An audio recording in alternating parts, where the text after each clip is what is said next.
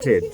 So all those guests, shout out to all the guests who made sure Becky's requests during the show, who brought the chocolates, the sweets, the halls, the mentors. There's so many things that Becky was craving for, But congratulations, Becky K, and it's good to have you back on Hustle Hard. Yeah, I'm excited about today's topic on hustle hard because it's a phrase that I've heard half my life, and sometimes I know what it means, and sometimes I'm like, people are just talking too much. It will happen when it happens. Yeah. Don't rush me. And then sometimes you discover, if I don't start now, I may never start. And then that little wicked procrastination thing kicks in, and then it's late. Yeah. Yeah. So if you're wondering what we're talking about, that phrase, that says a year from now, you will regret why you haven't started. And it'll sound like, come on, Vicky, I've heard this before. Yes, you've heard it before. And what did you do about it? Did you start, or did you just scratch your head and say, statement in wow? But I've got plenty of questions around this because why are we rushing? Why are we starting now? What if I want to pace myself? What if the thing I want to do is so big? It needs me to plan for a while. Are you saying I should, do away with the planning and just start now? So you can just take us through that. Yeah, so, Becky, today is the 21st of April. It's a special day for me. Absolutely. I remember 21 years ago, I lost my mother, and on this day. And it brings a lot of emotions, but I would like to celebrate and look back at some of the foundational things my mother taught me. And it's so many years now in business, and how you wish your mother was there to see all these accomplishments, to see all these strides, to see all those early morning wake up, do your bed, pushing you to do this, and now to see this man become who he is. So today is a special day, and I usually go and pay my regards to my mom. But it's so important that even as we speak about this topic, I remember my mom always used to emphasize about do it now. Whatever you are doing, make sure you are a person who, if my mom sent you to the kitchen to get something, she was always that, do it quickly. Don't do it like slowly. Make sure you're that person when you're sent. Don't act like you're thinking about going. Be that do it now, do it quickly type of person. And you'll find with the topic we're talking about today, it has a lot to do with that. In this life, a lot of people have procrastinated so much. And a lot of people think the thing called time is on their side. But you'll realize soon after somebody passes away that this thing called time is never given to any of us to know what tomorrow holds. And what we must do with the time that God has permitted us to have on this planet. Yesterday I was at a funeral. Apostle Dr. Melody passed away. Hey, that was so And sad. it's amazing that she lived a fulfilled life. And she was a person who was always about, let's get it done. Let's pray up. Let's, keep doing what we're supposed to do. Let's not be weary of doing good. Let's do. And, so many people yesterday were testifying the goodness that she brought into their lives at a young age of 45. Now, Chinchinonzi life, we take for granted and we think we've got 100 years to live. We think, I like your question, Yaguti, why do I have to wait? Why can't I wait until, because my dream is too big? Becky, my question to you and to everybody listening, how much time do you know that you have to still be on this planet to keep saying, I'll put it off for tomorrow and I'll do it next month, I'll do it next year? You never know. Anything can happen, and that's it, and your life is gone. And when your life goes, like I had a reflection yesterday at the cemetery, once you are gone, you are gone. After a week, people will still be talking about you. After 2 weeks, it fades away.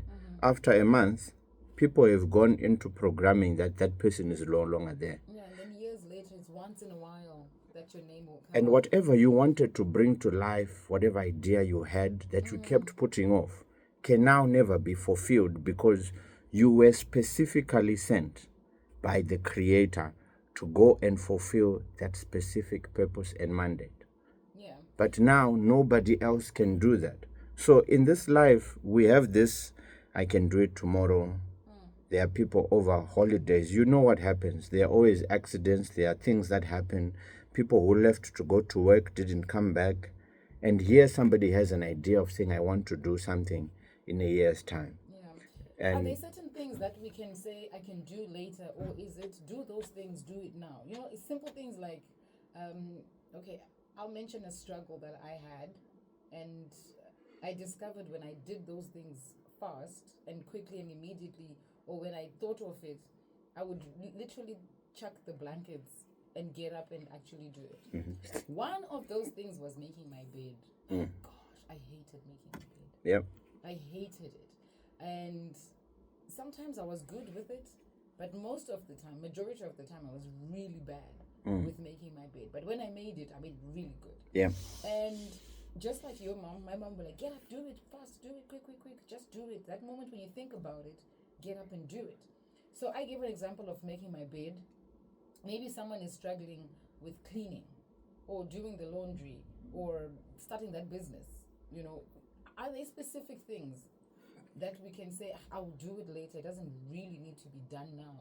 Or are we putting this into everything that we're doing?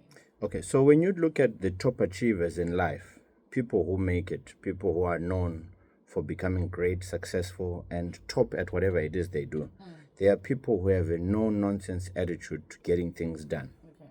Now, the simplest way to seeing somebody who's going to become successful or not is to see how quickly their decision making is on getting things done. Decision making on getting things done. Right. So when you wake up, the first thing you do, get your bed done. You go work out, you go take a shower, you go do this, that, and the other. People who are successful are deliberate about getting things done quickly. They are not people who put off or delay or say, you know what, I'll do this later. No, that's the easiest way to define between a person who will make it and who will not. Now, I remember one of my mentors told me once that your response determines your destiny. Your response determines your destiny. How quickly you respond to certain things zvichadetermina kuti uchapedzera uri kupi muupenyu hwako. But if you are that person who takes things lackadaisically, slowly, you are not in a rush, you are in a comfort zone, uri right pauri, hauna agency to do things, you will see that people like that are not going to jump on to opportunities when it comes. I remember every time I go with my mentorship program and I speak to people, I always bring out a note of money and I say, hi, who wants this? Right? And I lift it up. And you'll see people lifting their hands. They want it. And they just lift their hands. They lift their Get hands. up and get that money. But then there are those who then quickly see an opportunity and they're like, yes, I want it. And they are quick to their feet. They go and they take it out. I remember I did that 4 or 5 times. But there are still those people who have slowness of saying, wait a minute. And this is the same thing that happens with life, because life is about opportunities. And he who sees an opportunity faster than others will reap what others who are not seeing the opportunity are not. And this is why you see in this life we live, there are those who become entrepreneurs. There are those who start a side hustle. And then there are those who remain in the comfort zone. Those who remain in a comfort zone with just the, as always we call it the JOB, the just over broke, they will remain there and they will not ever have financial freedom or freedom of time to do some of the things they want to do because they are so consumed on one thing. But once they get a revelation to say, wait a minute, if Becky K did it, if George did it, and he had a JOB and he started a side hustle, surely I also can do it. And this is why our topic today is saying the richest place on the graveyard, the richest place on planet Earth is the graveyard, because many people died. But today, a year from now, what will you wish you would have started? So, okay, I think that answers a majority of where people's questions are going. I love how you have set us up for that. a year from now, that one thing you will regret is the thing that you should actually start now. That's it. Because Becky, I've said this before and I keep saying it. George is a futuristic messenger to all the people listening today who are reliant on the thing called the job. One day you will replay this and say, George was so right. I was a minister, I was an MD, I was a finance clerk, I was the marketing manager. I thought I was untouchable, I was above, and I thought, you know what, my life would never change. But then, with the additional income that you had, especially at a time where your fees was being paid, your fuel was being paid, your medical aid was being covered, your children's whatever, your cable network is paid, everything. You were so comfortable and you had a lot of disposable income. But one day when that call comes, when that sickness comes, when that some bad news comes, when you lose a loved one who you're relying on comes, and that changes drastically your life, that's when you'll get a revelation to say, I wish I had started something with the additional income that I had on the side for me now to be able to become self-sufficient. Because I tell you, and it's so true, with all the people who've been retrenched, with all the people who've lost their father or mother who was their sole provider, anything can happen to anybody. But whilst now you are procrastinating to say, I'll do it later, why not have an urgency with your life to say, you know what, I don't know what tomorrow holds. Have an urgency with your life. It's yours anyway. It is your life. And like we've said so many times, there's nobody coming to rescue you. And you don't want, when things are tough, now you want to start pushing the urgency button as though you did not know that there are bills to be paid. There's a life to live, that you can't just rely on just your father, mother, uncle, brother, wherever they are in the country, out of the country, to provide for your needs. You personally have to say, with the little that I have. And remember, Becky, there's a time we spoke on the phone about people who say, I don't have capital, I don't have money to start. No, you taught us that that's a lazy person speaking. That's procrastination. That's excusatitis, a horrible disease which is also linked to procrastination, which is fathered by the biggest thing that has affected so many people around the world, called poverty. So poverty is closely related to procrastination and excuses and laziness. All those things lead to poverty.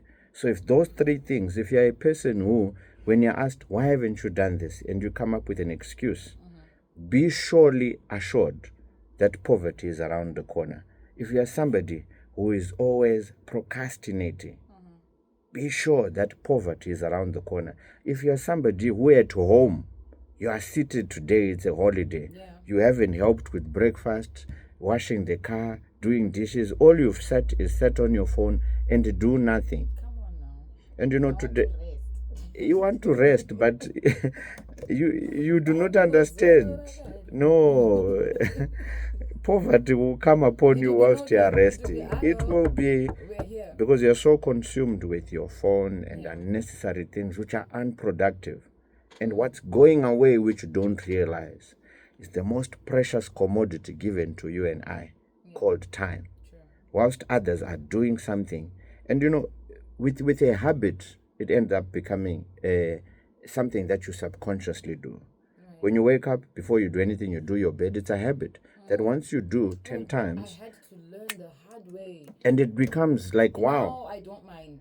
I will still be moaning and groaning while I do it, but I do get it done now because I feel so much better after I've done it. And I look at my work and I'm like, if I can make my bed, surely I can get a lot of other things done throughout the day. This morning, one of my helpers isn't around. So my kids, 17 and 11, turning 12, I say to them, well, auntie's not around, she's not feeling well, so you guys are the ones doing laundry today. Oh my gosh, you should have heard them. And they were like, Mom, is this for real? And and I was like, yes. So I just gave them a quick rundown on how to do the laundry. But within an hour and some minutes, they were done with their laundry. And I was like, was that hard? Did you die? Come on. So then Bella says, so how often will we be doing our own laundry? She's already looking for an excuse to like, no, I don't want to do this. But the fact that she managed to do it and she completed it. That feel good hormone that comes when you have done something well. I saw it on her face. She was smiling, she was happy. And I think that's the reward that you get when you do something and you do it and you get it done. What was your motivation that kept you going and that said to you, George, you can't stop now, watotanga? Because I know there were plenty times where you thought of saying, no, I'm so done with this. Your mom teaching you, get it done and do it quick. Not just getting it done, do it quick also. What were other things that kept you motivated to keep going with the things that you have started in the various areas of your life? So, Becky, one of the most important quotes I've understood about procrastination is this. So, procrastination is the greatest enemy of success. I'll say that again. Procrastination is the greatest enemy of success. So, for me, I realized at a young age that putting things off will never get me the results I want when I want them. And I decided, especially when I began my journey with Pro Air, to say, you know what, I want to reach success at an early stage. But this is going to mean I have to be crazy, obsessed with what I do. And I have to be willing to outwork every other air conditioning company. Which is why I said to myself, wherever I go every day, I need to be branded. Whatever I do, I have to become somebody who is not relaxed at any time. Right. And I think the many times you've seen me, most, if not all the time, I'm always branded because I'm not that person who's going to miss an opportunity to meet the president, to meet a CEO unbranded. I want every single day somebody to say, you know what, I saw this car, I saw this guy, I saw this somewhere, somehow. So for me, getting that revelation to understand that, wait, if I want to be successful, I need to get off this lazy mentality, this putting things off, and I need to get things done now. And I think I've told the story about when my mom told me to sell freezers. I didn't want to at the time, but when I started getting the reward, that was one of the greatest lessons my father, Nicodemus, and my mother, Teresa Monengwa, taught me at a young age, that if you want something, you have to be willing to do what every other kid in Glenora is not doing. Yeah. You're selling freezers. Everybody else is playing soccer and doing what they want. But you at a young age are creating an income whilst others are on holiday. So from a young age, I got to taste what money was like. And And I you said, made "I it like myself. And I liked this. I want to do it again." I became very reliant at an early age not to ask my parents for money because I knew how to make it. Even if I wasn't there, I would leave the lady at the corner to sell my freezers, and then she would give me the money and I would give her a little commission to say thank you. So things at an early age began to become remotely working without me being involved Right. because But I surely, did George, other. there are some things that we can prioritize. I know you're saying don't put things off, but in my list of priorities, I'm not going to get everything done in one day or like within a specific period of time. Yeah. How do I prioritize what is important? What can be done later? What can be done now? What can someone else do? Because you were just talking about delegating. You just brought up a new aspect here of delegation. Yeah. How do I know how to prioritize or the things to prioritize? Am I basing them on my personal development, on the things that I know, on my circumstances, or am I basing them on results? If I want results, then we start with this, then that. Yeah. So I think what's most important to everybody, which most of us find very difficult to do, is to begin the year, begin the month with certain things that you want to actually achieve and do. And if you're a salesperson and you want to reach a certain target number of sales, there's specific things you need to do daily to call a certain number of people religiously so that at least out of those 100 calls, you know you've got 10 potential leads, which ultimately will lead to your ultimate target sales of the month that you want. It may be you saying, you know what, I want to start a business. And what does it take? It needs you to, now instead of you spending a lot of money buying yourself lunch and all these other additional things, now you're putting money aside to capitalize your business. It could be, hey, you know what, I'm somebody who every time a new phone comes up, I want to buy the latest phone, I want to buy a new car. My priority is to invest in inventory and in stock. So now it all goes and it depends with people and what they want to achieve, because people will always have an excuse especially if they don't have a goal or something they're chasing in life. Okay. The moment you identify this year, I want to do X, Y, Z, your mind, your body, your soul become so focused to achieving that thing, and nothing can hinder you back from achieving that thing. But if you don't have something that you want to do, and urungorarama chamuka yenyama, whatever happens, happens. If you're that type of person, then it's very difficult then to be able to focus. But if you get this call that I am saying to people, that please note, sooner than later, your age is going to become unemployable. Very soon, your streams of income are going to be belittled. You have a lot of responsibility upon yourself to take care of your family, your parents, and all this. If you don't start today by saying, you know what, I want to do something different that sustains me. And I remember we had a mentorship class this last week, and we were talking about some of the things you can do to help you begin. And there are many people who are employed who say, but George, what do I start? The simple question is this. The more you hang around with people who've done what you want to do, the more info you will get about how to start. Right. It's very difficult to get information about starting a business from people who are still under the job because they haven't started. So it deliberately takes you disassociating with those type of people and deliberately hanging out with people who are doers, people who are not suffering from excusatitis, people who are not lazy, people who have done what others haven't done. And sooner than later, you'll find, hey, I started off like this, and now, a year down the line, I now have 2 trucks. I now have 2 branches. I now have increased this, that, and the other. And now I'm thinking of resigning end of this year because I want to give my full attention to this business that I started whilst I was still employed.